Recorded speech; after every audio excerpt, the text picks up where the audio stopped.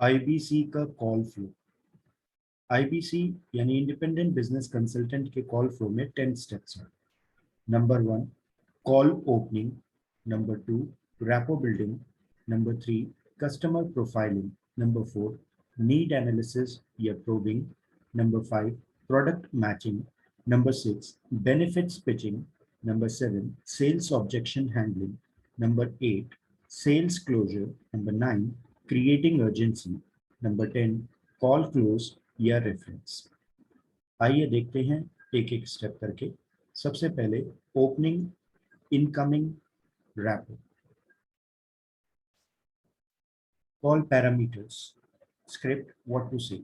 Call opening, अगर inbound call है head office sales से, बड़ा बिजनेस में कॉल करने के लिए धन्यवाद, मेरा नाम है सिमरन, बताइए मैं आपकी क्या सहायता कर सकती हूँ। जो भी आपका नाम है वो नाम बोल सकते हैं।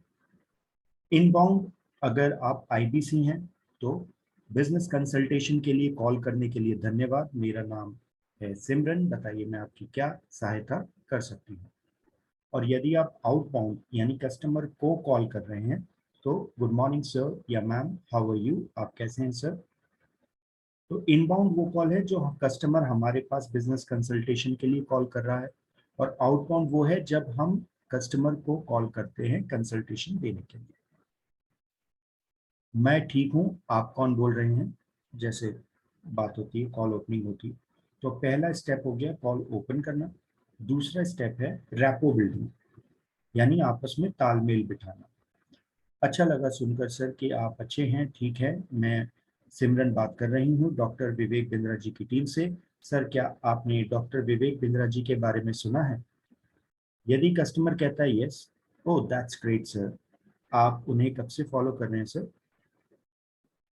अगर कस्टमर कहता है नहीं, मैंने बिंद्रा जी के बारे में नहीं सुना, तो हम कह सकते हैं कोई बात नहीं सर, आई एम श्योर आपने पतंजलि, एचडीएफसी, अमूल, पॉलिसी बाजार, इन सब बड़े ब्रांड्स के बारे में सुना होगा। सर, इन बड़ी कंपनीज के एमडी, सीईओ हमारे साथ जुड़े हुए हैं और वो आपको गाइड करते हैं कि कैसे आप स्ट्रेटजीज को इम्प्लीमेंट करके अपने गोल्स अचीव कर सकते हैं। इट अगर वो पर्पस पूछे कि किस लिए फोन किया है, तो कह सकते हैं sir, it is a professional consultation call wherein we will guide you how you can achieve your goals. फिर इसके बाद तीसरे स्टेप पे मूव करेंगे जो कि नीड एनालिसिस है, यानी कस्टमर की नीड, इंटरेस्ट, कंसर्न और एक्सपेक्टेशन को समझने की कोशिश करना। वैसे सर अभी आप क्या करते हैं, बिजनेस, जॉब या प्रोफेशनल या स्टूडेंट, वो पता करना। तो प्रोफाइलिंग पे चलते हैं कि आपका क्या नाम है, आप क्या करते हैं, आप कहाँ से हैं, आपका वर्क एक्सपीरियंस कितना है, आप कौन से प्रोडक्ट्स में डील करते हैं, क्या आप अपना काम अकेले करते हैं या आप किसी टीम की सहायता से वो काम करते हैं। सर, क्या आपने आर्थिक निर्णय, फाइनेंशियल डिसीजंस आप अपने आप लेते हैं या अपनी फैमिली की मदद से लेते हैं। अगर आप अपना खुद का स्टार्टअप या खुद का व्यापार स्टार्ट करना चाहते हैं तो कितनी पूंजी निवेश करने का विचार कर रहे हैं। तो इन सब प्रोफाइलिंग क्वेश्चंस पूछने के पीछे जो हमारा मकसद है, वो आउटकम जो है, जो लक्ष्य है, वो तीन चीजें हैं। ये जानना कि हमारा प्रोस्पेक्ट DDB यानी डज व्हाट, कस्टमर करता क्या है। डी, दूसरा डी मतलब डिसीजन मेकर, क्या वो निर्णय लेने वाला है। बी यानी बजट, क्या वो हमारा प्रोडक्ट परचेज करने के लिए उसका बजट भी है या नहीं। तो ये तीन मकसद हैं हमारा प्रोफाइलिंग के, डज व्हाट, डिसीजन मेकर और बजट। तो आइए चलते हैं नीड एस्टैब्लिशमेंट की ओर। बेसिक स्ट्रक्चर नीड एनालिसिस, उसकी सामने वाले की जरूरत को, आवश्यकता को, नीड को समझने का।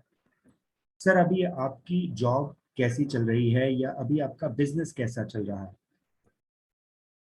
दो उत्तर हो सकते हैं इस बात के, या तो कहेगा अच्छा चल रहा है यानी गुड, या कहेगा अरे ऐसे ही चल रहा है, अभी कुछ खास नहीं यानी बैड, बुरा चल रहा है। तो यदि कस्टमर कहता है गुड, अच्छा चल रहा है, तो हमारा एज अ बिजनेस कंसल्टेंट मकसद होना चाहिए उनके आगे के लक्ष्य स्थापित करने का। Establish next business goal, next new better professional goals. तो उनसे पूछ सकते हैं what are the 3 steps you feel that you will help you in achieving your goal. उसको बिजनेस को और आगे बढ़ाने में उनके क्या लक्ष्य हो सकते हैं, क्या स्टेप्स वो ले सकते हैं जो उन्हें लक्ष्य के पास पहुंचाए। और अगर वो कहता है कस्टमर कि मेरा बिजनेस या काम अच्छा नहीं चल रहा है, तो हमें अंडरस्टैंड करना है कि उसकी क्या बर्निंग प्रॉब्लम है, क्या ज्वलंत समस्या है उसके बिजनेस में या जॉब में जो उसे आगे बढ़ने से रोक रही है। और फिर उससे पूछना है कि उन्होंने क्या एक्शंस लिए हैं अभी तक जिससे कि उस ज्वलंत समस्या, उस बर्निंग प्रॉब्लम को वो दूर कर सकें। और उसके बाद हमें अपने प्रोडक्ट मैचिंग या बेनिफिट पिचिंग करनी है। प्रोडक्ट मैचिंग या बेनिफिट पिचिंग करने से पहले हमें थोड़ी प्रॉबिंग और करनी है ताकि हम अच्छे तरीके से कस्टमर की या प्रोस्पेक्ट की नीड को समझ सकें। तो आइए देखते हैं कैसे। सबसे पहले तो हमने ये जानना है कि हमारा कस्टमर या प्रोस्पेक्ट किस कैटेगरी में आता है। क्या वो बिजनेस ओनर है, जॉब कर रहा है, फ्रीलांसर है, स्टूडेंट है, या काम ही नहीं कर रहा है। तो हमने प्रोबिंग क्वेश्चंस पूछने हैं कंसल्टेंट के तौर पे। सर अभी आप क्या करते हैं? तो अगर वो कहता है कि मैं बिजनेसमैन हूँ, तो उससे पूछना है आपका बिजनेस कैसा चल रहा है।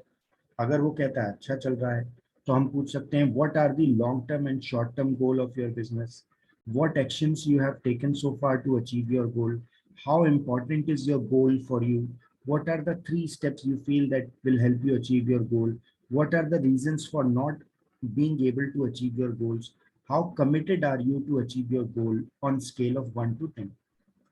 ये तब की स्थिति में जब उसका बिजनेस अच्छा चलता है। ये बिल्कुल ऐसे शब्दशः ऐसे ही नहीं बोलना है। जिस तरीके का कस्टमर, जैसा कस्टमर आए उसके अकॉर्डिंग क्रक्स यही होना चाहिए, बाकी बात इसी तरीके से करनी है।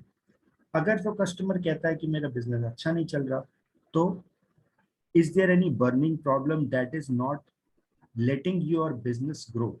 कौन सी ऐसी प्रॉब्लम है जिसके कारण आपका बिजनेस ग्रो नहीं कर पा रहा? क्या आपने एक्शंस लिए हैं अभी तक? क्या आप एक्शंस लेना चाहेंगे अपने बिजनेस की समस्या के समाधान के लिए? How important is for you to solve your burning problem, कितना ज्यादा जरूरी है? What will be the impact on your business if you are not able to achieve your goal. अगर आप अपने लक्ष्य नहीं प्राप्त कर पाए तो क्या असर होगा अगले 1 साल में, 3 महीने में, 2 साल में? How committed are you to achieve your goal on a scale of 1 to 10। तो ये कुछ एक प्रश्न है जो हम बिजनेसमैन से पूछ सकते हैं। अगर वो फ्रीलांसर है या जॉब कर रहा है, तो भी उससे, अगर उसने कहा कि भाई मेरा काम अच्छा चल रहा है, तो उसका नेक्स्ट गोल क्या है? अगर उसने कहा काम अच्छा नहीं चल रहा, तो क्या बर्निंग प्रॉब्लम है?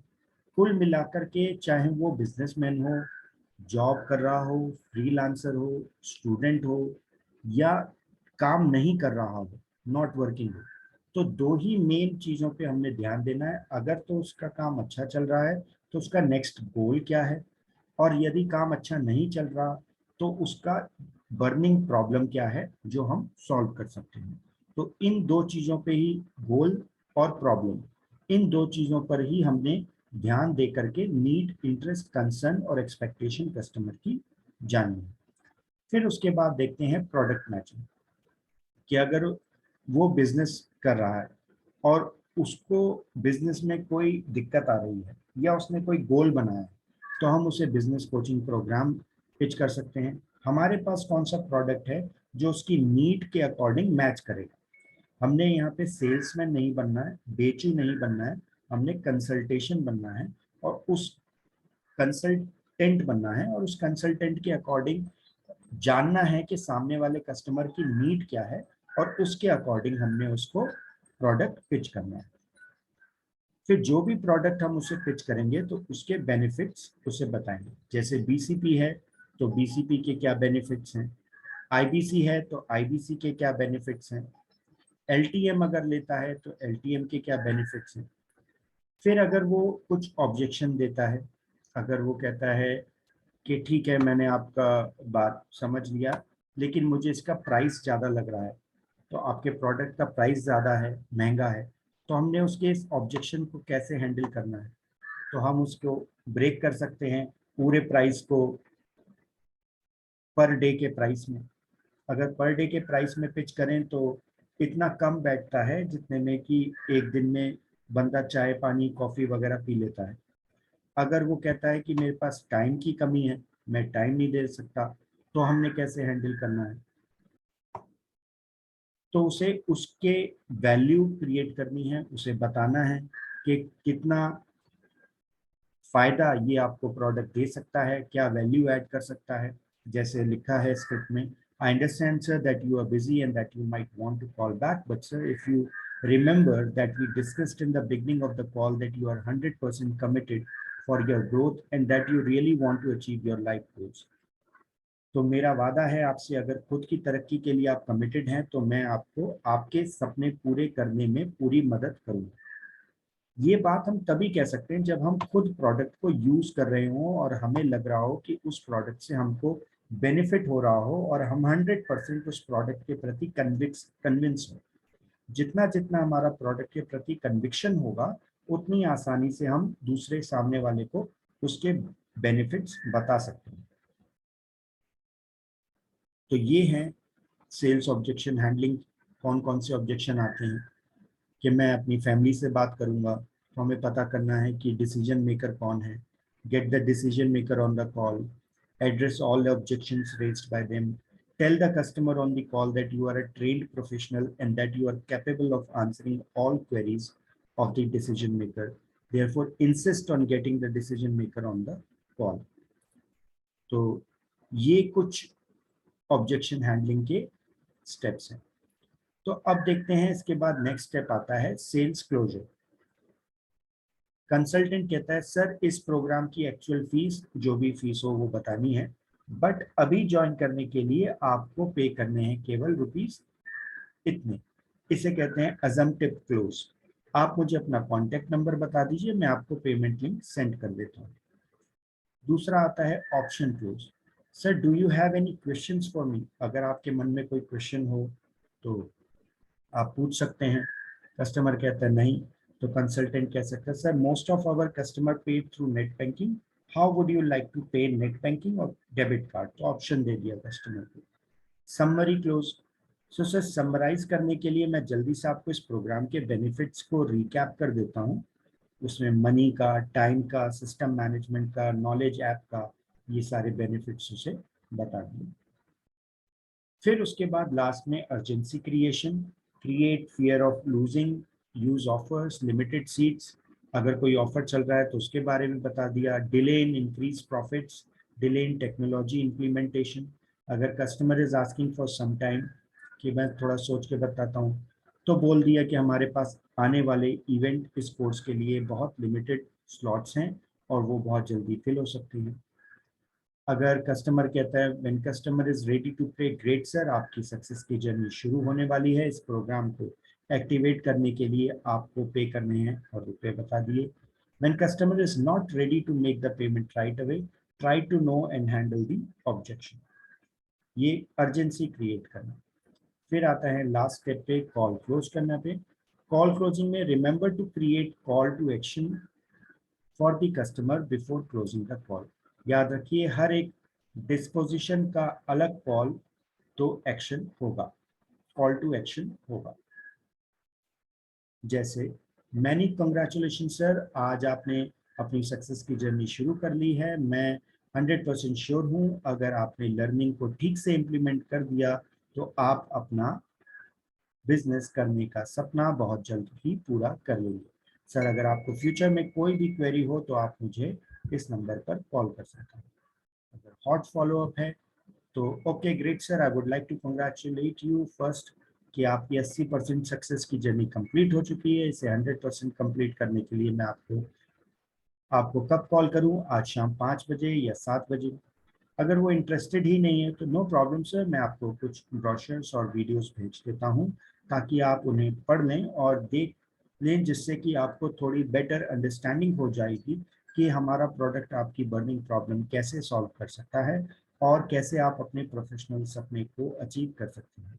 मैं आपको कल 3 बजे कॉल बैक करके आपके फीडबैक ले लेता हूँ। आपके समय के लिए धन्यवाद सर, आपका दिन शुभ हो। Call back, sir, it was very nice speaking to you, or thank you for your time, sir. Should I call you back today at 5 p.m. or tomorrow at 11 a.m.? उनसे समय ले लिया. How to do silent selling? Send videos, flyers, brochures with the customer regularly in case of any new video gets uploaded on YouTube or new offers gets launched for his better understanding on how the product is beneficial for the user. तो ये वो 10 steps हैं जो हम as an IBC independent business consultant use कर सकते हैं for a better call connection with the customer. Thank you.